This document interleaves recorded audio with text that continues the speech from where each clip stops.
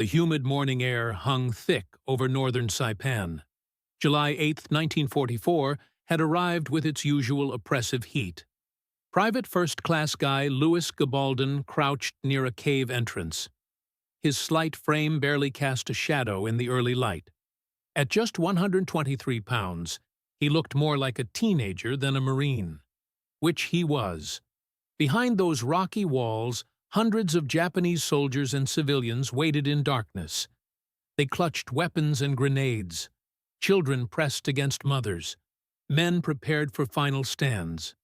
All of them had been told the same story. Americans were monsters who tortured prisoners. What unfolded in the hours that followed would shatter every assumption about warfare. One small Marine would achieve something that entire battalions could not. He would convince over 800 human beings to choose life over death, to trust instead of fear, to surrender rather than die.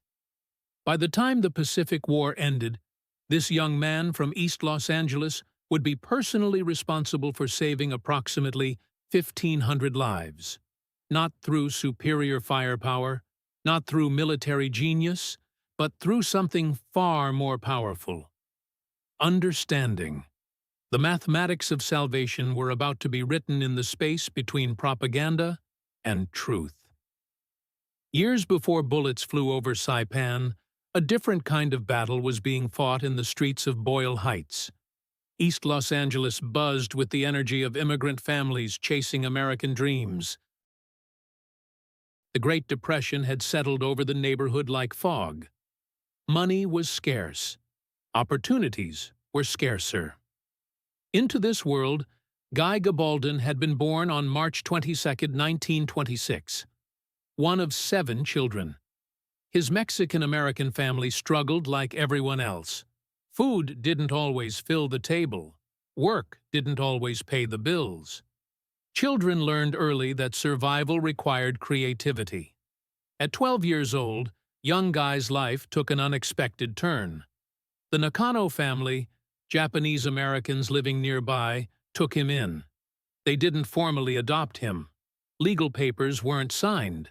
But something deeper happened. He became part of their family. The Nakanos fed him at their dinner table.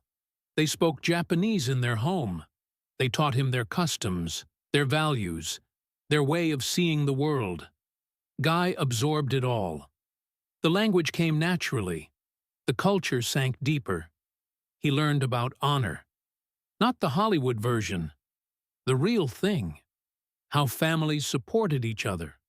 How respect was shown through subtle gestures. How shame could be worse than death. How dignity mattered more than life itself. These weren't classroom lessons. This was daily living. Japanese food on his plate. Japanese words in his ears. Japanese ways becoming his ways. The boy from Mexico was becoming something unique in 1930s America. Bicultural, bilingual, bridge builder without knowing it. Then December 7, 1941, shattered everything. Pearl Harbor changed America overnight. Suspicion fell on anyone who looked Japanese. Fear replaced friendship. Neighbors became enemies. The Nakanos, who had done nothing wrong, became suspects in their own country. Executive Order 9066 arrived like a death sentence. Within 4 months, 12,000 Japanese Americans were forced from their homes. The Nakanos joined the lines, suitcases in hand, heads down, dreams destroyed. Heart Mountain, Wyoming became their prison. Barbed wire, guard towers, 14,000 Japanese Americans confined in what the government called relocation centers. What everyone else knew were concentration camps. Gabbaldon watched the family that had raised him disappear into the American Gulag.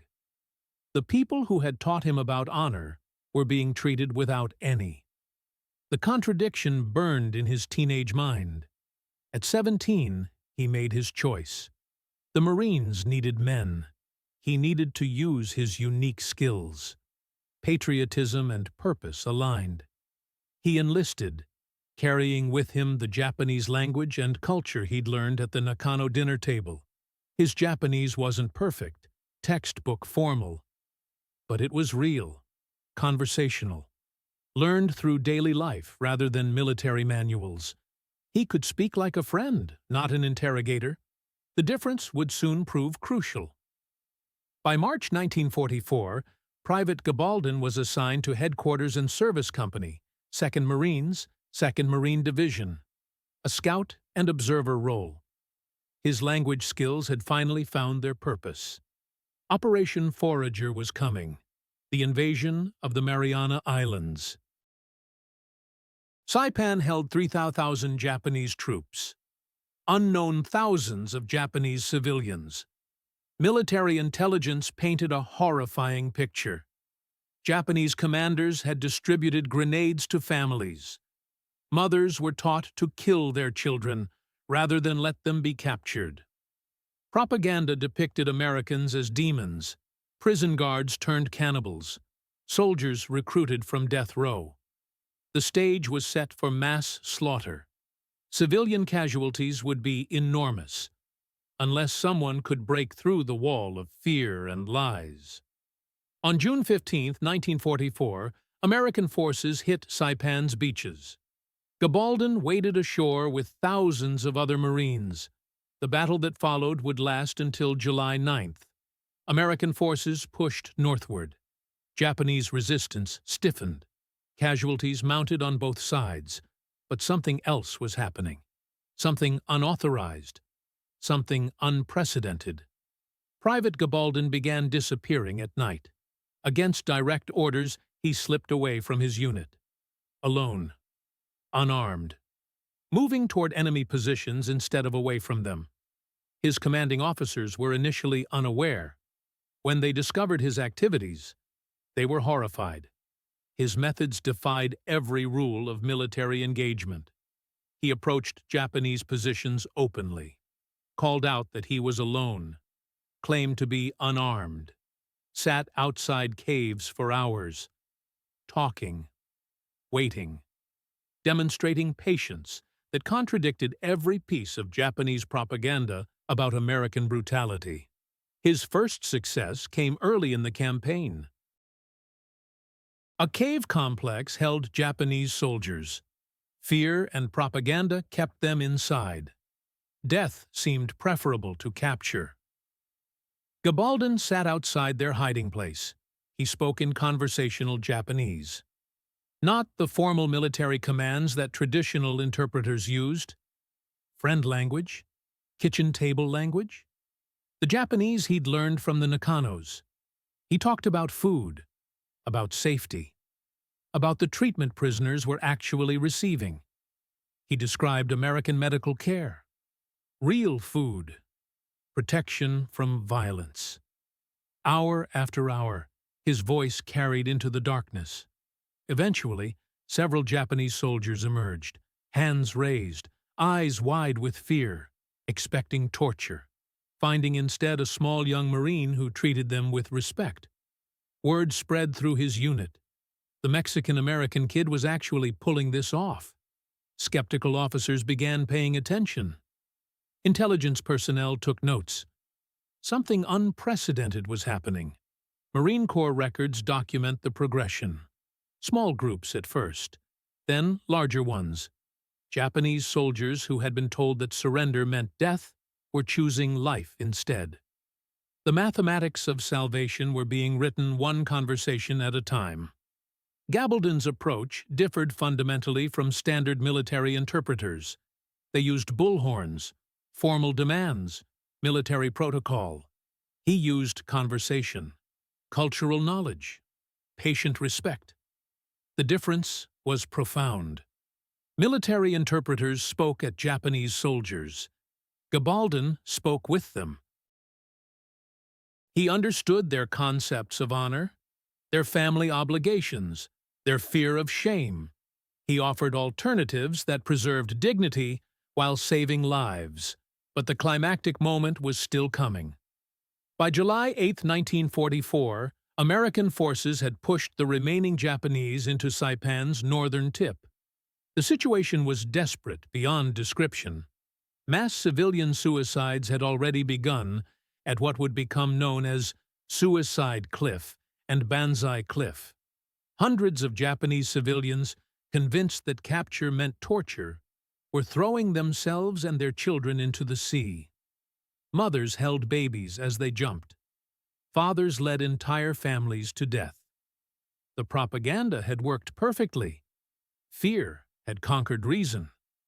Into this nightmare of mass suicide, Gabbaldon walked alone.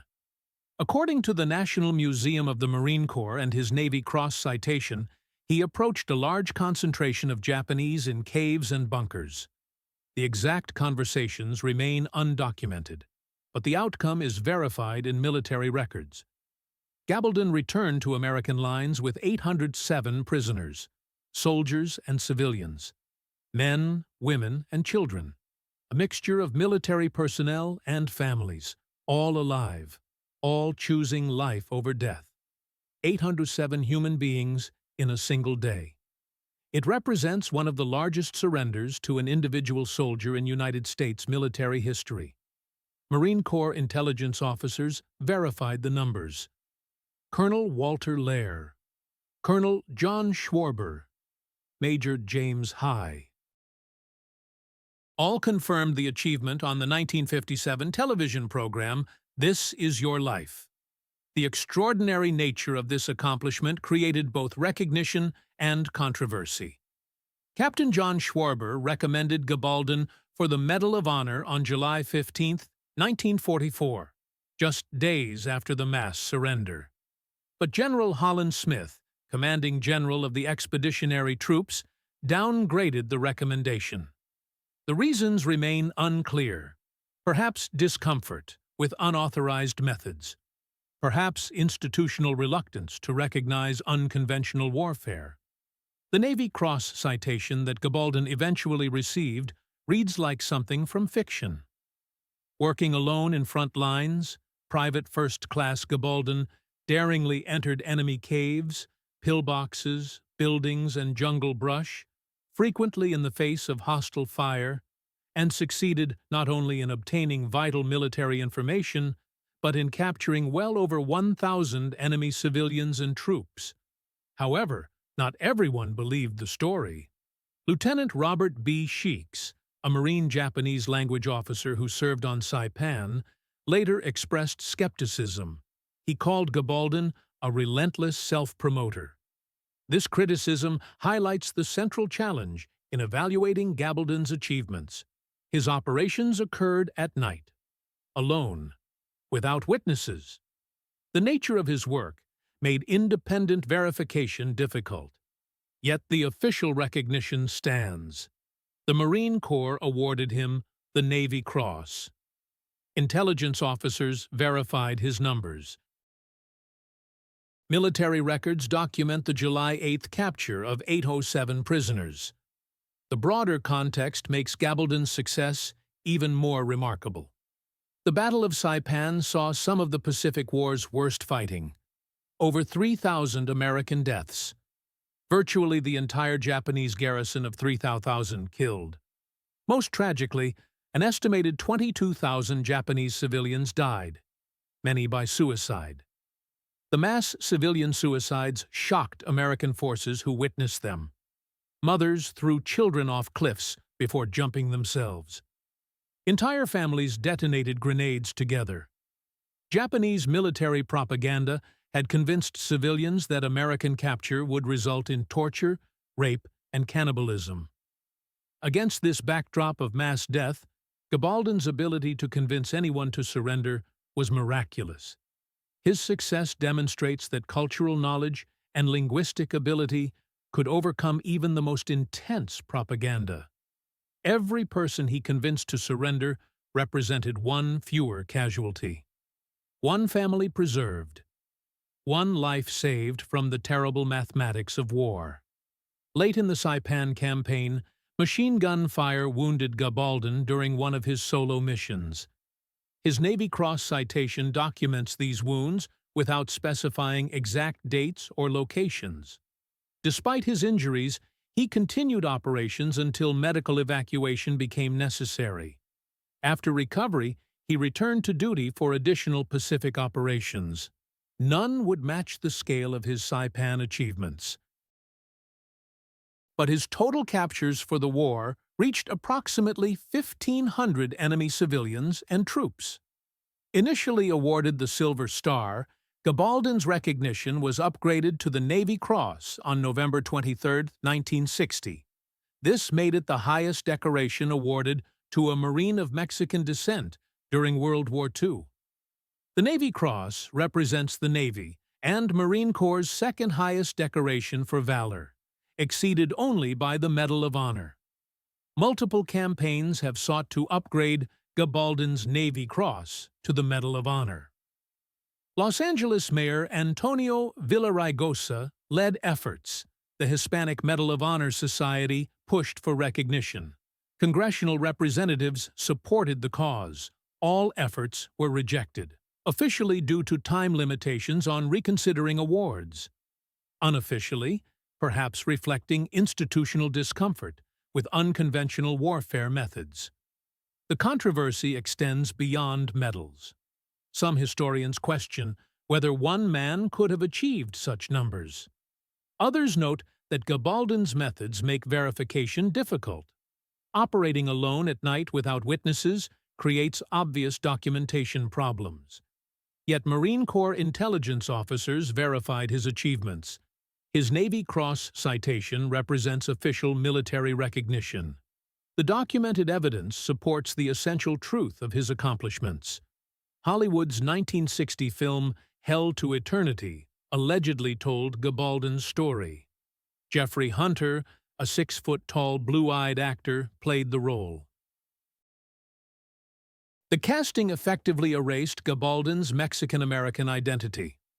The movie transformed patient negotiations into action hero dramatics.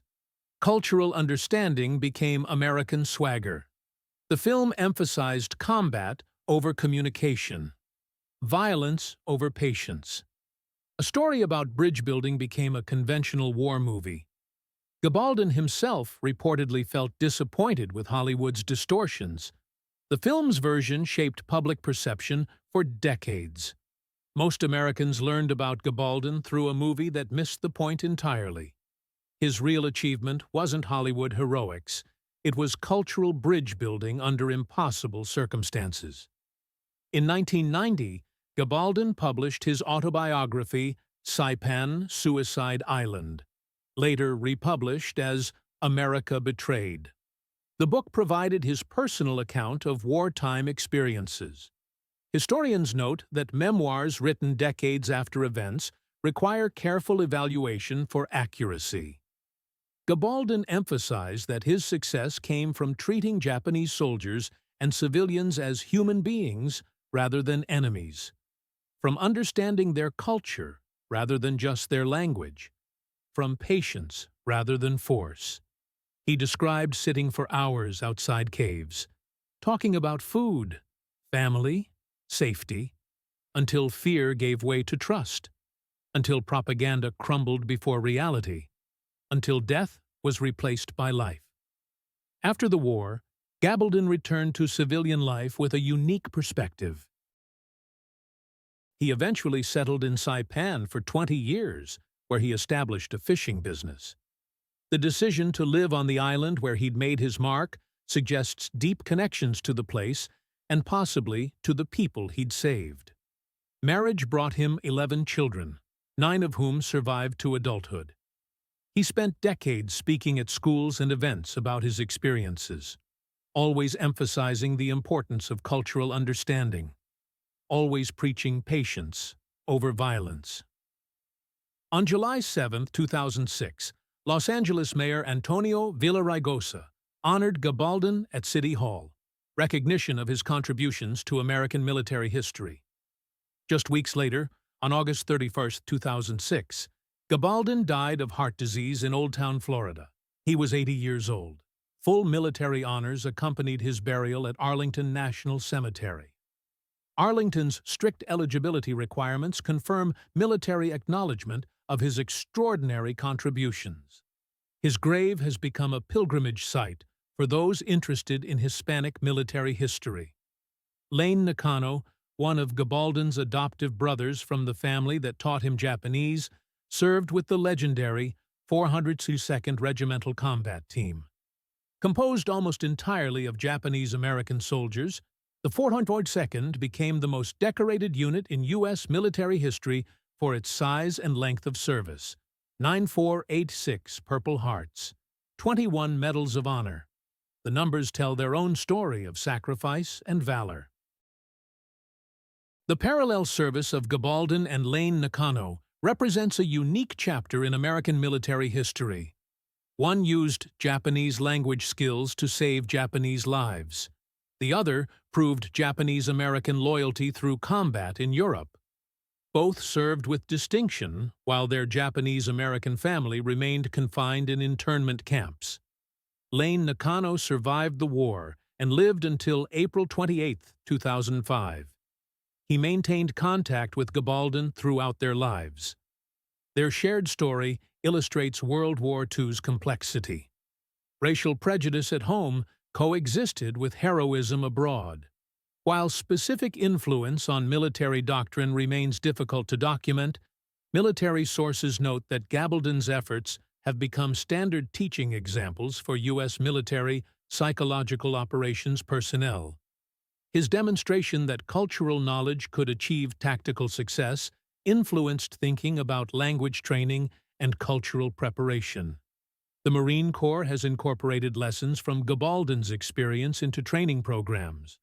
Specific manuals or policies directly citing his influence aren't publicly available, but his example illustrates the value of language skills and cultural understanding in military operations. Modern military operations in Iraq and Afghanistan have demonstrated the continued relevance of Gabbaldon's approach. Units with embedded interpreters who understand culture, not just language, consistently report better outcomes in civilian interactions. The principle Gabbaldon demonstrated remains valid.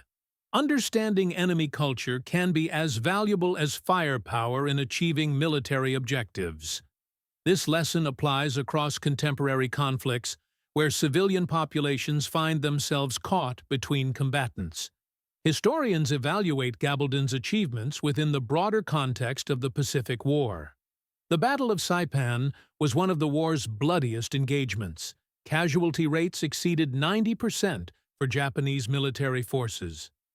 Against this backdrop, convincing any Japanese to surrender was extraordinary. Dr. Gordon W. Prange, the noted Pacific War historian, included Gabbaldon's story in his studies of individual heroism during World War II. While noting difficulties in verifying specific details, Prange acknowledged that Marine Corps official recognition through the Navy Cross validates the essential truth of his achievements. The challenge in assessing Gabbaldon's legacy lies in separating verified facts from later embellishments. The core achievement remains documented in military records, capturing approximately 1,500 Japanese soldiers and civilians through persuasion rather than force. The specific details of how he accomplished this remain less clear. Documented statistics tell their own story. Verified captures well over 1,000 according to Navy Cross citation. Approximately 1,500 according to Marine Corps Museum. Single-day record of 807 prisoners on July 8, 1944, verified by Marine Corps records. Duration of service during Saipan campaign from June 15 to July 9, 1944. Wounds received from machine gun fire during late campaign operations. Final rank of Private First Class achieved through promotion during service. Primary decoration of Navy Cross awarded November 23, 1960.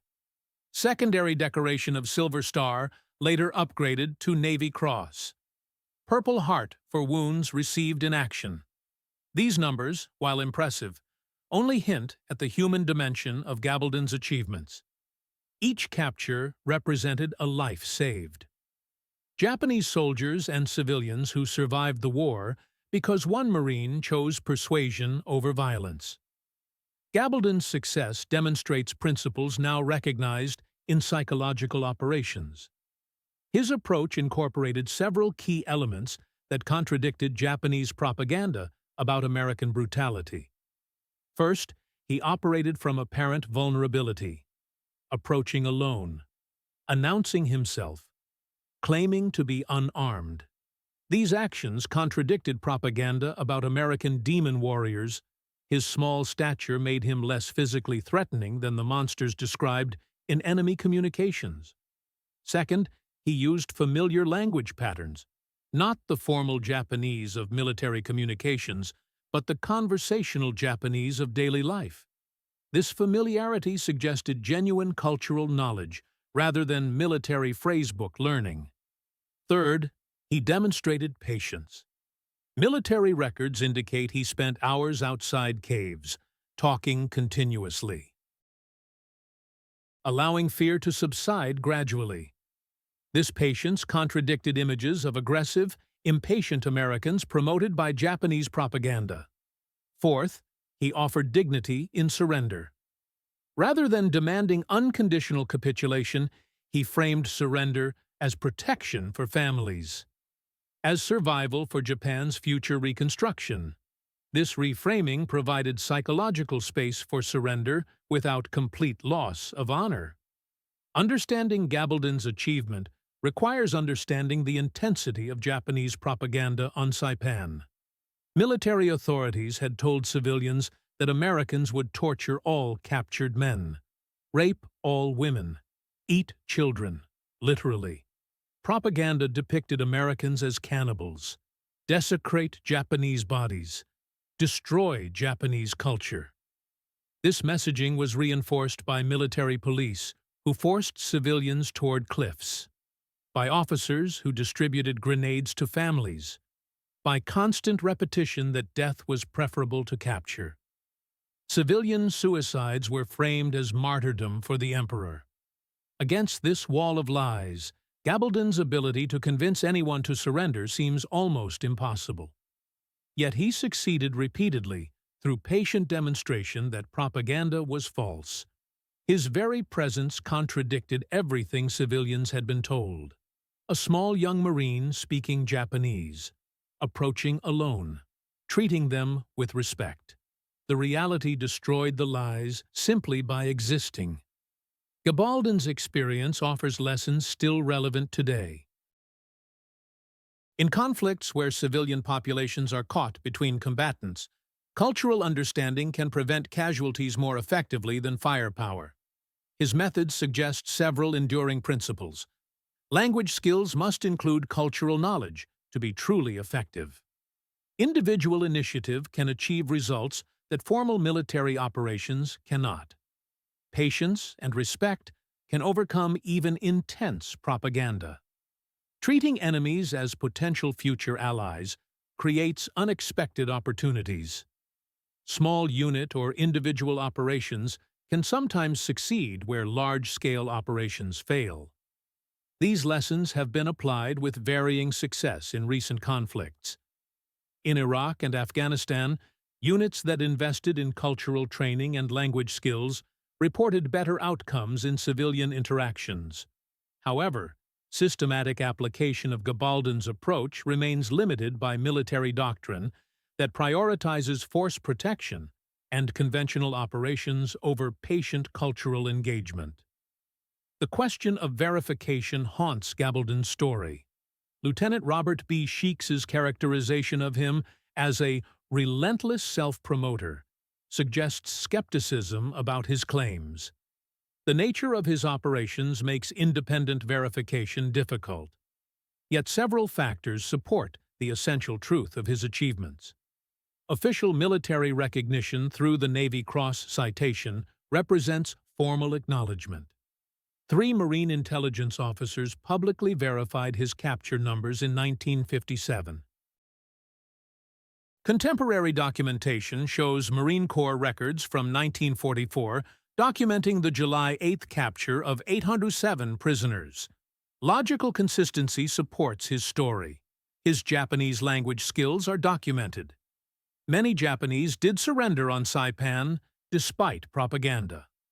The exact details of specific operations may be unverifiable, but the overall achievement appears solid. Gabbaldon convinced large numbers of Japanese to surrender through persuasion rather than force. This feat is documented in military records and recognized with one of the nation's highest military honors. Gabbaldon's story represents more than military achievement. It demonstrates the power of cultural bridge building in extreme circumstances. His ability to speak Japanese wasn't just linguistic. It was cultural. He understood concepts of honor, family, and shame that shaped Japanese thinking. He could speak not just to Japanese soldiers, but as someone who understood their worldview. This cultural bridging came from his unique background, a Mexican-American raised partially in a Japanese-American household.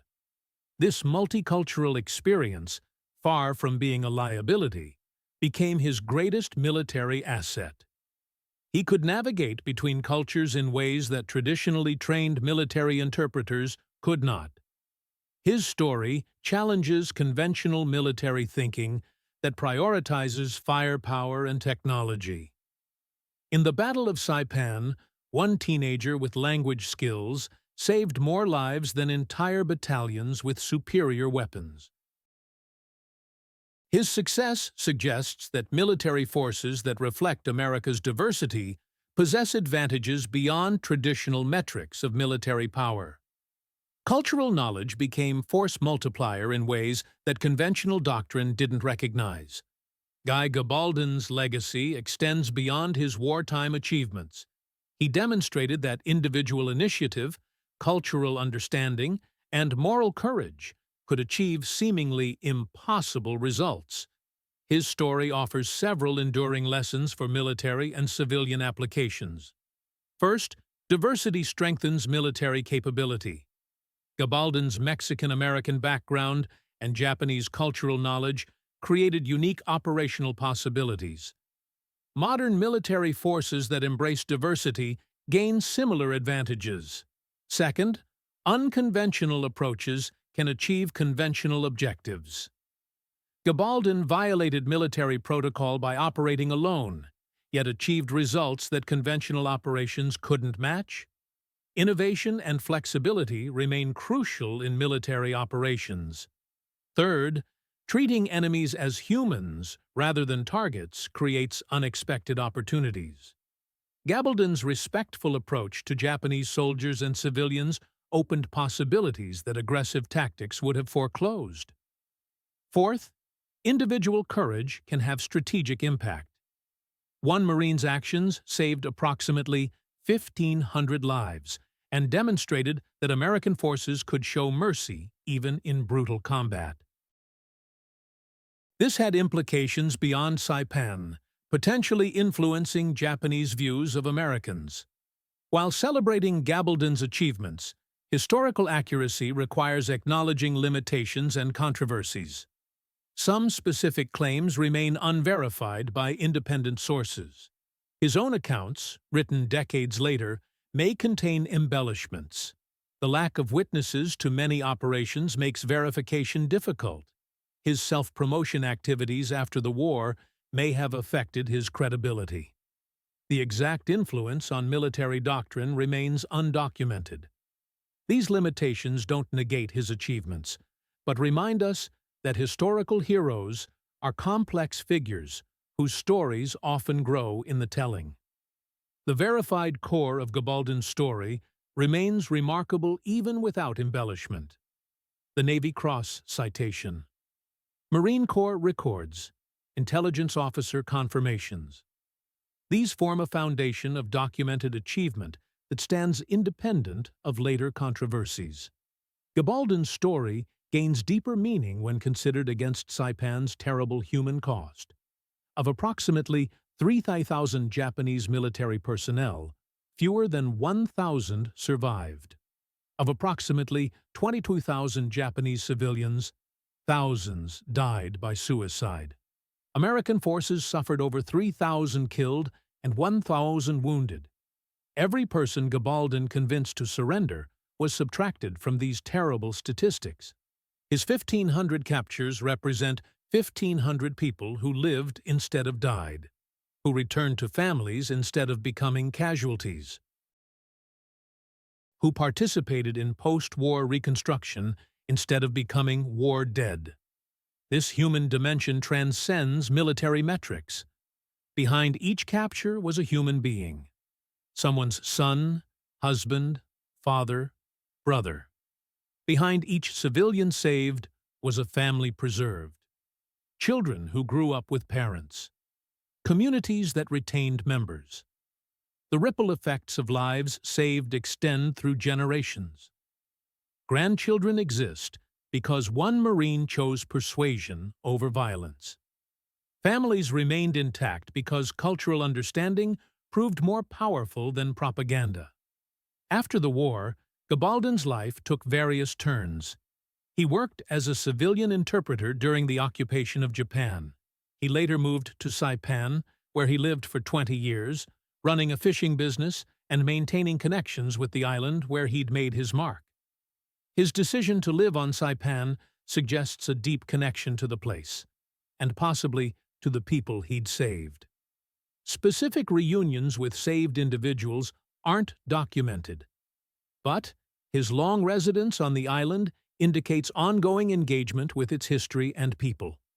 In his later years, Gabbaldon became an advocate for Hispanic recognition in military history. He spoke at schools, veterans events, and community gatherings, always sharing his story, always emphasizing themes of cultural understanding and individual initiative. His advocacy contributed to broader recognition of Hispanic contributions to American military success. A voice for the forgotten. A champion for the overlooked.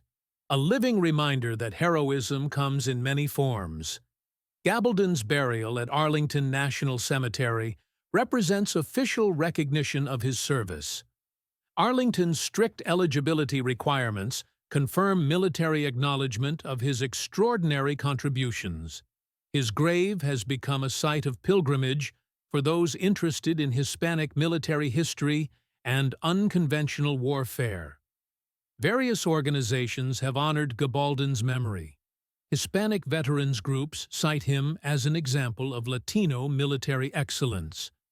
Marine Corps units studying psychological operations reference his techniques. Language training programs use his story to illustrate the tactical value of cultural knowledge. However, unlike some war heroes, Gabbaldon has no major memorial. No ship bears his name. No permanent museum exhibition tells his story. His achievements remain relatively unknown outside military history circles.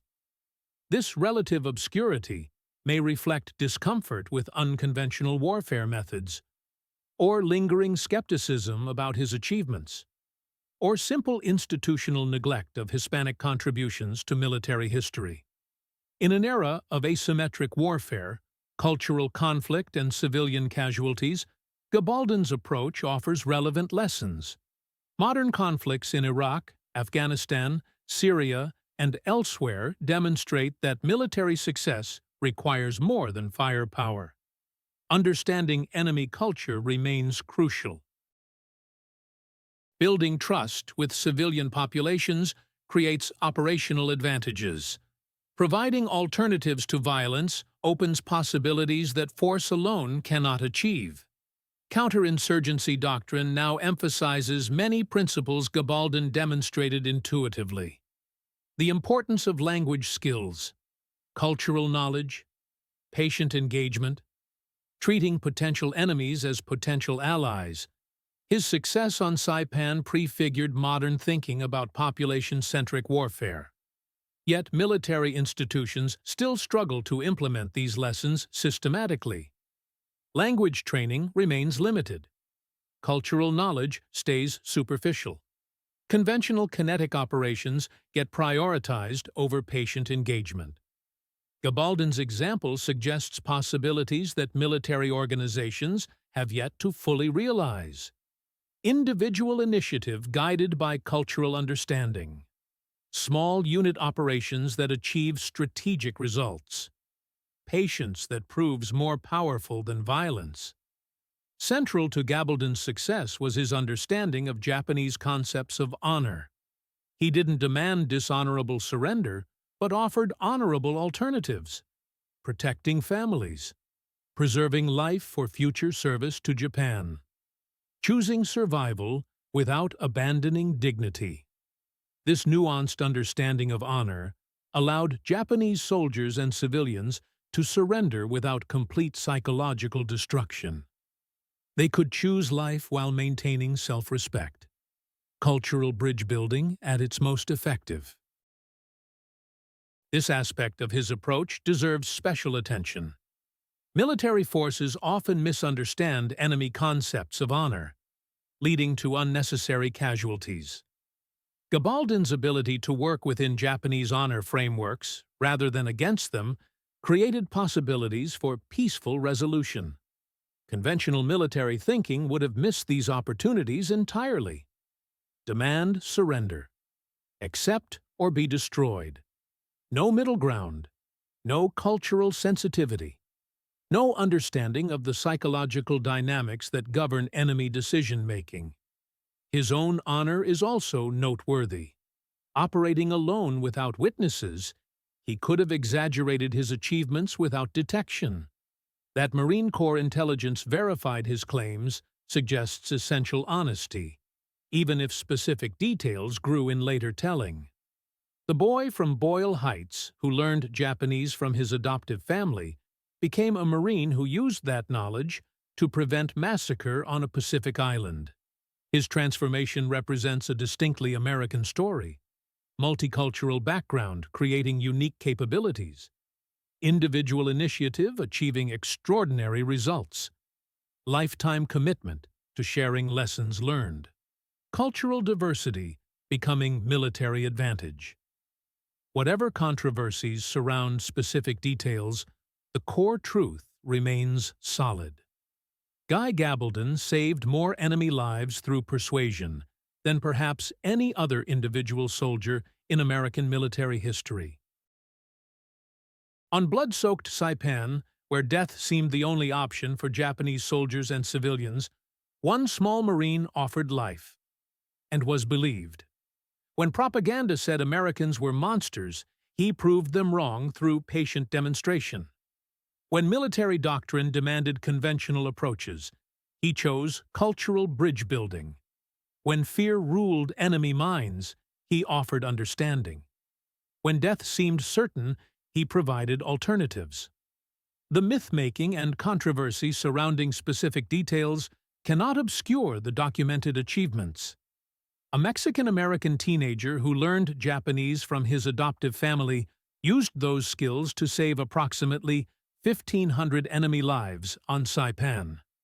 Military records confirm his mass capture of 807 prisoners on July 8, 1944. His Navy Cross citation validates his overall achievements. These facts alone make Guy Gabbaldon one of World War II's most unique heroes. Not a conventional warrior who killed many enemies, but a cultural bridge builder who saved enemies from death. Not a powerful fighter who dominated through strength, but a small young man who succeeded through understanding. Not a traditional military interpreter who demanded surrender, but a culturally fluent negotiator who offered dignity in defeat. His story reminds us that America's strength comes not just from military power, but from diversity that creates unexpected capabilities. The complexity of his identity created military advantages that conventional thinking often misses. A Mexican-American boy, raised partially by Japanese Americans, became uniquely equipped to save Japanese lives while wearing American uniform. The Pied Piper of Saipan earned his nickname through documented fact, not fiction. On an island where propaganda and fear drove thousands to suicide, One Marine's patient voice in familiar language offered alternatives to death. That approximately 1,500 people accepted his offer, despite everything they'd been told about American brutality, testifies to the power of cultural understanding over violence. Individual choice and cultural knowledge can save lives that seem inevitably lost. Guy Gabbaldon proved that understanding enemies as humans creates possibilities that seeing them only as targets forecloses. In warfare's brutal arithmetic, he chose addition of lives saved over subtraction of lives taken. This verified legacy stands as testament to unconventional heroism. The exact details of specific operations may remain unverifiable, but the essential truth persists. On Saipan in 1944, Guy Gabbaldon saved more enemy lives through individual initiative than perhaps any other American soldier in history. That achievement, stripped of embellishment and mythology, remains worthy of honor, study, and remembrance. The boy from Boyle Heights became a Marine hero, not through conventional prowess, but through cultural bridge building that saved lives on both sides of war's terrible divide. In that verified truth lies a legacy worth preserving and lessons worth learning. Cultural understanding over violence, patience over aggression, bridge building over destruction, individual courage over institutional thinking. Guy Louis Gabbaldon died having demonstrated that warfare's greatest heroes aren't always those who kill the most enemies, but sometimes those who save the most lives.